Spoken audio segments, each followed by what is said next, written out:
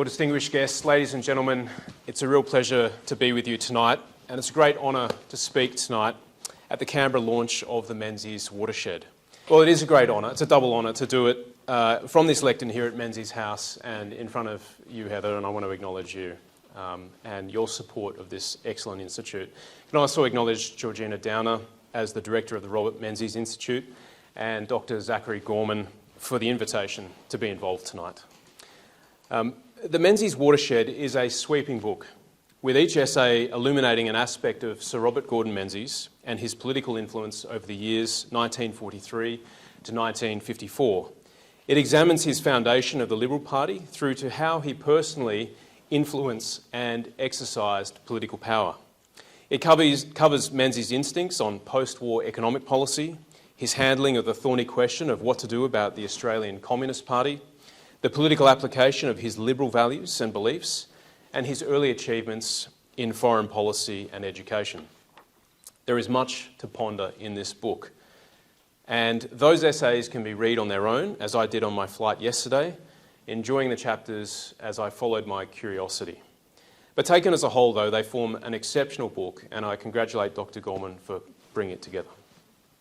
It brings together many observations about Australian history, the difficult art of politics, and our post-war development as a nation.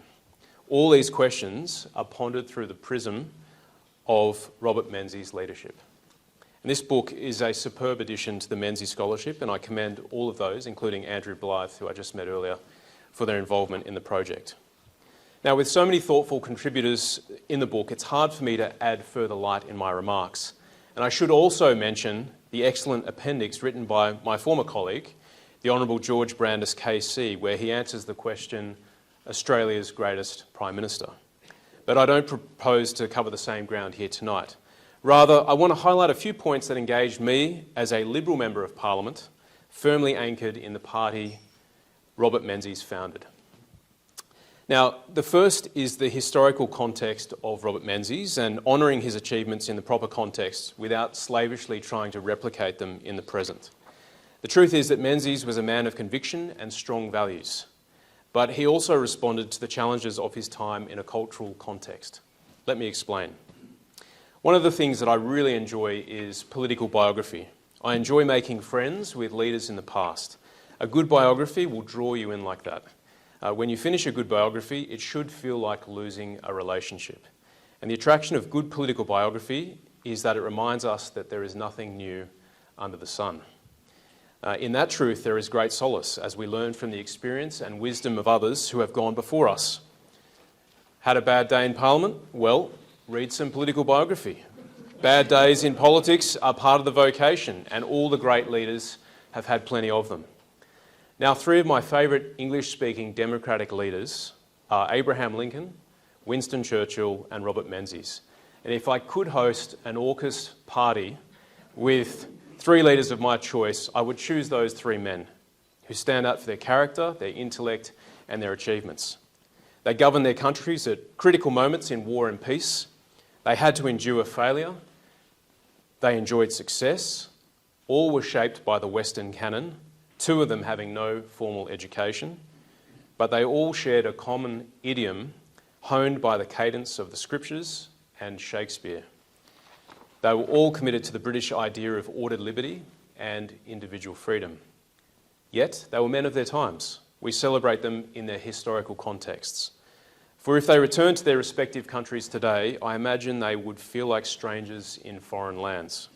Civilisational questions of identity, gender and meaning would be quite foreign to them. Many of their assumptions about knowledge, reality, economics and the common good are now in question across the West today. And so we must see them in their proper contexts. And in the case of Robert Menzies, I was struck by his post-war economic context. The prevailing economic context was distinctly Keynesian, something he did not seek to challenge in any meaningful way.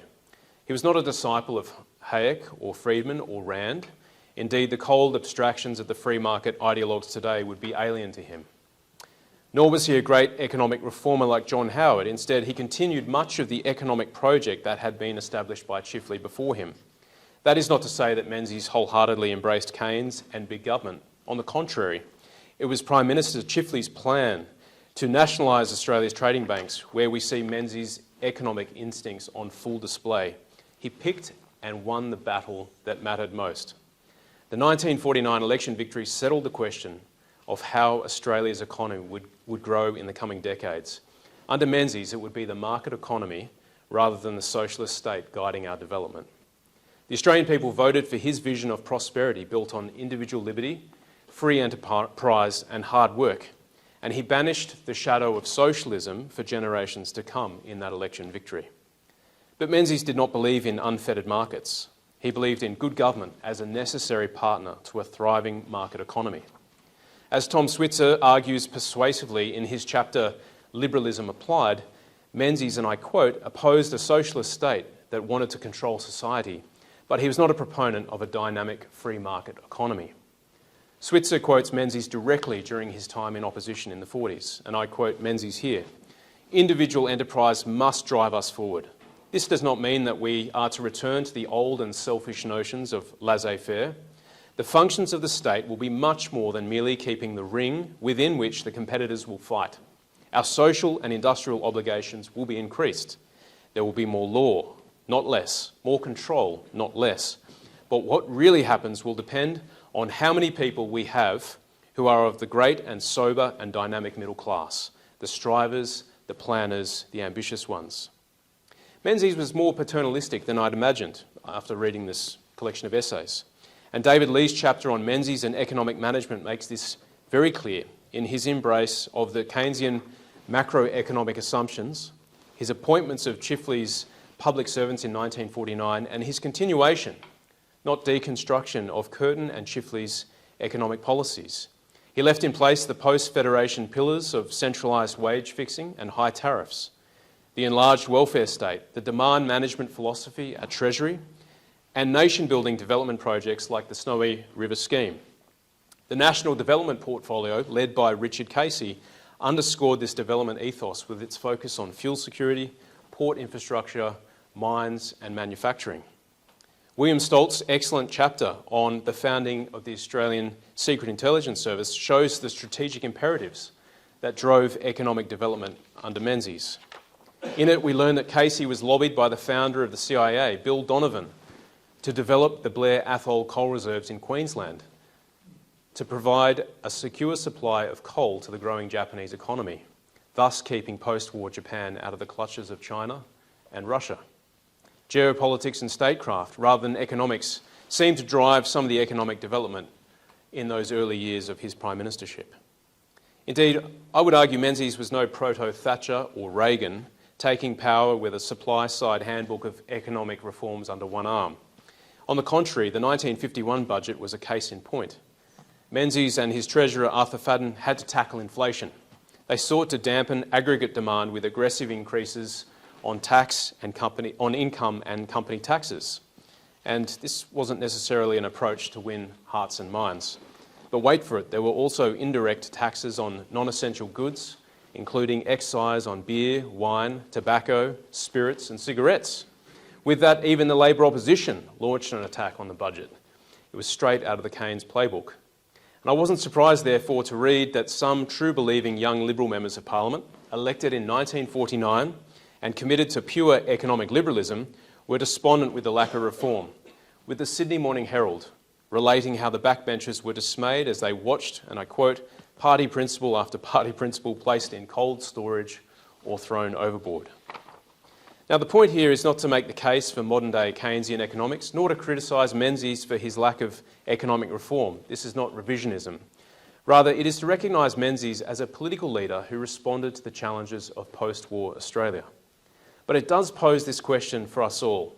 How can Menzies, the man who invested so much in big Australia, with big government investment in energy, in science and in education, be the man who created a Liberal Party? What kind of liberalism is this? And that brings me to my second observation in reading this collection of essays. Menzies, refreshingly, was not an ideological man. A man of conviction, yes. A man of deeply held values, yes. He believed in the individual, the family, ordered liberty, the rule of law, reward for effort, in the Crown, in our institutions. But he was no dogmatist. He was pragmatic and, much like Lincoln and Churchill, was prepared to adapt his means to suit his ends. I think Stephen Chavura and Greg Meliush's work in The Forgotten Menzies is helpful here. As they note, Menzies has been described as a conservative, a liberal, and a civic Republican.